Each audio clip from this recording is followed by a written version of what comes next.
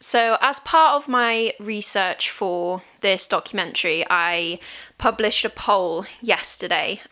It was just to gauge really whether people thought that sexual harassment was a problem within Swansea, if they'd ever experienced it, if they knew someone that had experienced it. But I did put a couple of questions in where you could write responses. Those are the ones that I'm finding the most insightful. And today I want to go over some of the responses for one of the questions in the poll, which was, how do you define sexual harassment? And I'm going to take a look at what people have been saying, whether it's in line with the actual definition, whether some of it is, some of it isn't, because overall I feel like sexual harassment as a whole, the issue is due to lack of education and lack of repercussion, because it's either done by people that don't know the extent of what they're doing or who choose not to care because they can get away with it. So, education and repercussion. So far I've had 148 responses. Okay, how would you define sexual harassment? Unwanted attention or actions. Yeah. Catcalling, whistling, any inappropriate comments made about women, but also pointing and staring at women too. Again, that's a good point, because say if I was out in public and there was a group of men that were discussing among themselves me, and I felt it was obvious they were talking about me, they were gesturing to me, maybe they were doing something crude, but just because they don't say it to me, it's still sexual harassment. Legally, it's still sexual harassment. There's this issue of if this block here, if this is sexual harassment, you have to get to about here before anyone takes it seriously, before authority figures take it seriously, before the police or other organisations, before people in general take it seriously. Whereas anything that comes in this bracket is sexual harassment and should be taken seriously. It shouldn't have to get to here before someone's willing to listen. Unwanted sexual advances, both verbal and physical. That's correct. That's not the entirety of it, because it doesn't necessarily have to be an advance to be classed as harassment. Let me think of an example. Someone doesn't have to actually be, propositioning you for something sexual to make you feel intimidated or humiliated. For instance, okay, I'll draw on my own experience here. I'm going to do a separate video about this because I've had a lot of separate experiences of harassment throughout my life. I had one particular job at a telephone network company where, it was a tech job. I was selling phones and I was the only woman that worked there. So this customer, I was selling 2 tablets to this man. I was 19 at the time. There was a size difference in the tablets. One was a 17-inch and one was a 19-inch tablet. And this man thought it would be appropriate to ask me if I myself would notice an extra 2 inches. He did this, physically with facial expressions that made it extremely obvious to me that that was a sexual comment. He went on to say more things after that, but my point is he wasn't, he wasn't making an advance on me. I didn't feel like he wanted to have sex with me, but he wouldn't have made that comment to one of my male colleagues. He wouldn't have asked a male sales assistant, would you notice an extra 2 inches? No, he asked me that because I am a woman, so that is sexual harassment. No. So yeah, unwanted sexual advances, verbal and physical, that is sexual harassment, but it doesn't actually have to be an advance. It's any kind of sexual behaviour or comment at all. It doesn't have to be one that propositions you. Another example, again, to draw from my own experience, is people being in your personal space, kind of like with intent. Anyway, that's another example.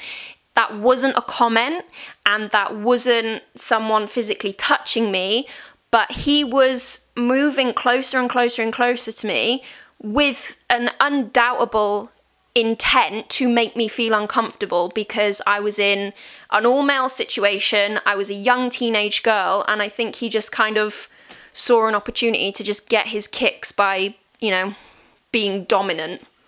Could be anything from speaking inappropriately, shouting sexual-oriented abuse, or touching someone, etc. I think generally that's pretty all-round correct. They've got a good span of that. This is a good one. Okay, so unwanted sexual attention. So that's a really good way of putting it, because it doesn't specifically have to be a word or a physical action. It's, attention, including staring, making comments, continuing to speak to someone if they are clearly uncomfortable or have asked you not to. Again, another video I want to make is, about how to basically be a decent human being, because a lot of that falls into, the realm of sexual harassment. You're chatting up a girl and she just looks miserable. She's, her body language is closed off. She is not she just looks miserable. Try and kind of give a shit about other people in the room except for yourself. That's basically the basis of this, is care about how the things you say and do affect people. Just care. Just be a decent human being and kind of read the room and don't be an arsehole. Another one about unwanted advances. Something of a sexual nature that makes you feel uncomfortable or intimidated. That's specifically it, yeah. Unlawful comments or physical touch. So what institutes as an unlawful comment? I don't know. And again, physical touch is sexual assault, which falls under sexual harassment, but the unlawful comments, again, in general, I think the words to use here are behaviour, attention, attitude, because it can't always be pinpointed to a word or a touch. It's not that simple, and that falls, that is in the legal definition of what harassment is, and I don't think enough people are aware of that. Following, physically doing things, bad catcalling. Again, I want to point out as well that when I'm reading these responses, I'm not trying to say that people are right or wrong. I'm trying to get an idea of whether people in general are actually aware of how broad the umbrella of sexual harassment is. Grabbing, coming in my personal space. Yeah, personal space, see? Ooh. Sexually motivated verbal or physical violations of someone's personal boundaries. That's an excellent definition. When someone makes non-consensual and uncomfortable comments, sounds, or actions against someone in a sexual way. Yeah, so again, it's just making someone uncomfortable or intimidated or humiliated. I'm going to keep saying it until we get it as a catchphrase, Swansea. Let's go. Someone's written their definition of sexual harassment is physical sexual assault.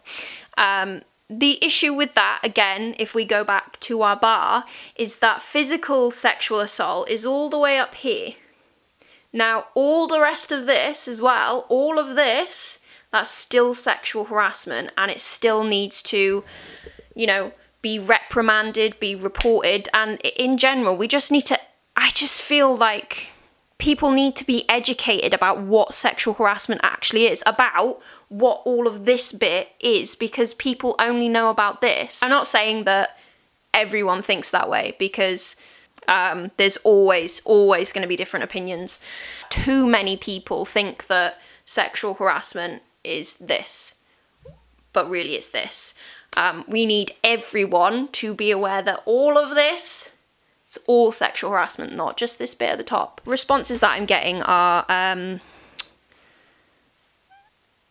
like, in general, people are coming back saying unwanted sexual attention, unwanted remarks or touching or being in my personal space. So I think in general, people have quite a good understanding of what it is. There's a couple problematic responses, like the one that just says physical sexual assault. Why would the term sexual harassment exist if it just meant sexual assault?